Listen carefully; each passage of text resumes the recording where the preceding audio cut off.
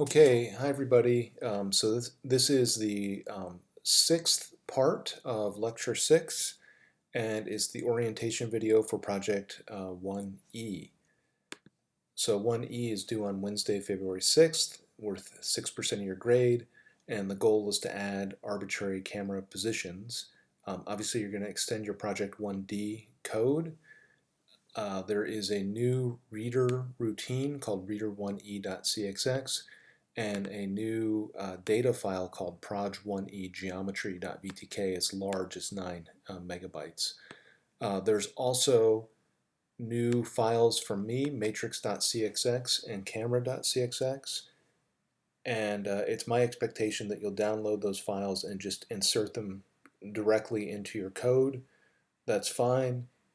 If you're a CMake Pro and you want to maintain them as separate files, actually it would kind of be a pain for me if you do that because then I'll need to have your CMake as well. So um, I think we can all live in the single file world here, but there's two new files from me.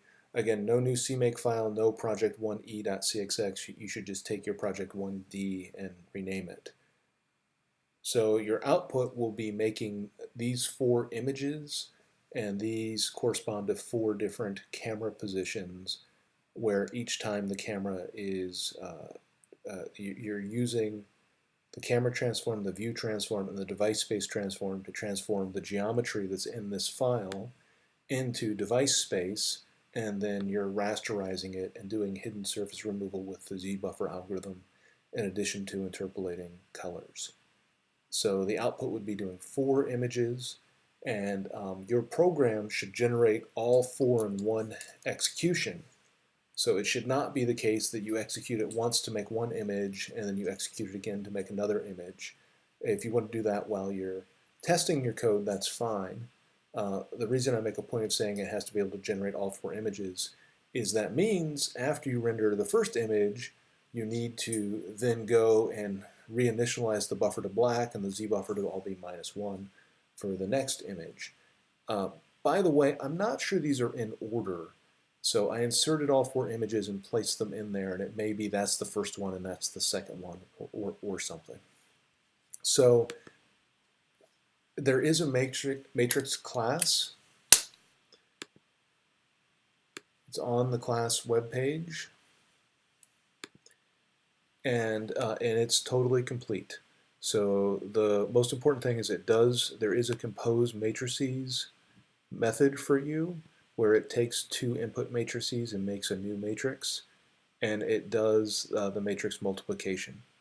There's also a transform point class, and you can see right here, and I mentioned this in my earlier YouTube lecture, that these are 4-dimensional points, and so certainly it's accessing that third component in both the input and the output, and you need to allocate that much memory for those points. There's also a print function, and the print functions can be useful, so that's certainly how I'm getting my output that I get to you.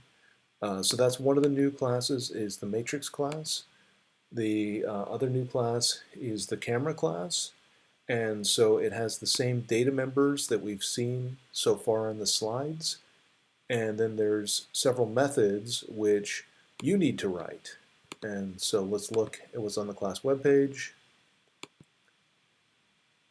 So here's the data members, here's the methods, and then it's up to you to implement those methods. So you see I just have empty implementations for them so far.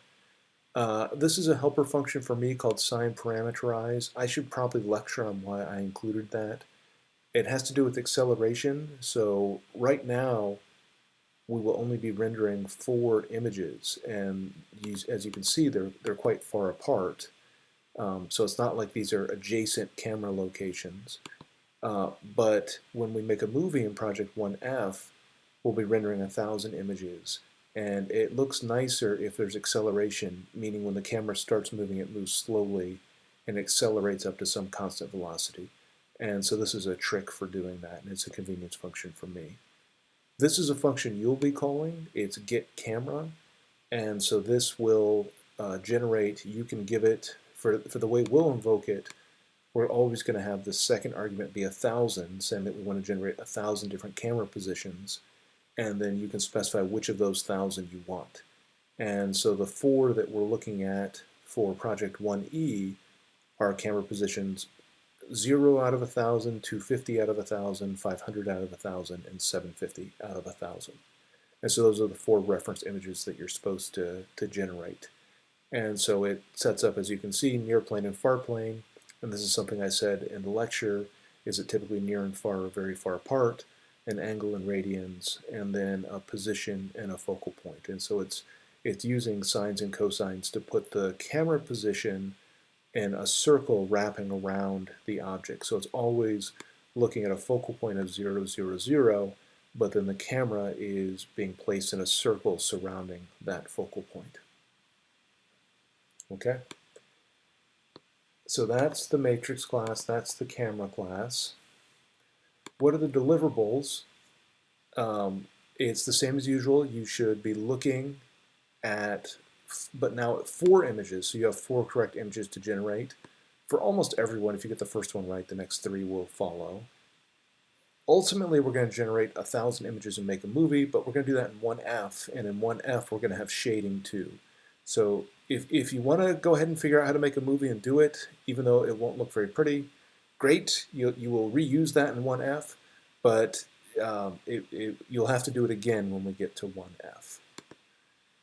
Here's the game plan. We're going to get triangles with the new reader1e.cxx, allocate a screen, and this is actually to make all 1,000 images. So maybe this should really be something like this.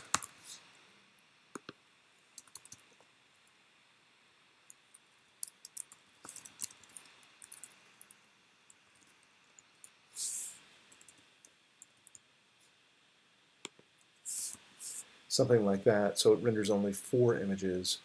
But you'll decide which frame you want to do, you'll initialize your screen, you'll call my getCamera function, you'll transform the triangles to device space, which will involve doing everything we've learned in lectures 5 and 6, and then you'll call your render triangles method and you'll save the image. Here's for reference, I calculated the camera frame for the getCamera call 0, 1000, and so this is the frame, and then this is what I calculated to be the transform and the camera transform and the view transform, and then I transformed a few points that were actually key points that were at the middle of the output image along the near plane and far plane, and see that yes, I get the expected locations. Some pitfalls. Again, I've said this many times. All vertex multiplications use 40 points. Make sure you allocate memory for 40 points, or you'll get weird memory errors, and make sure you divide by W. Don't get a matrix confused by its transpose. This may actually be a failing of mine, that I got a matrix confused with its transpose. I think this year I've gotten all the slides consistent that you're doing left multiplication. The points are on the left and the matrix is on the right. I've already said this regarding multiple renderings. Don't forget to initialize the screen between each render. And then some people like to modify the triangle, and if you do modify a triangle, make sure to somehow switch it back when you're done rendering. This is where we're headed. This will be the next project due on the 15th, and we're going to add shading and make things look pretty, and that will be the subject of Thursday's lecture, is how we're going to add this shading. I'll go to the prompt really quick. Here's the prompt, and tells you what to download. Again, these are the 4 cameras you're going to look at. Aha, good. I'm really glad I went to the prompt, because this is really important right here. The tricks we've played to defeat precision problems will no longer last. And so many of you will have small differences in your images. If there are less than 20 pixels different, then you should treat that as correct. So we are no longer at a 0 pixel tolerance. There's now a tolerance of about 20 pixels per image. And that's just because we're transforming so many triangles, and just based on the experiences of the last classes, people who are doing it perfectly right will get about 20 pixels different from my baselines each time. Again, when you're done, submit the Canvas. Expect less than half credit if you turn in an incorrect solution. I think we've mentioned all of these tips, and here are the same outputs that we looked at before. So I think that's it for the Project 1E orientation. Of course, I'll be happy to take more questions in class on Thursday if any of this isn't clear. Good luck, everybody.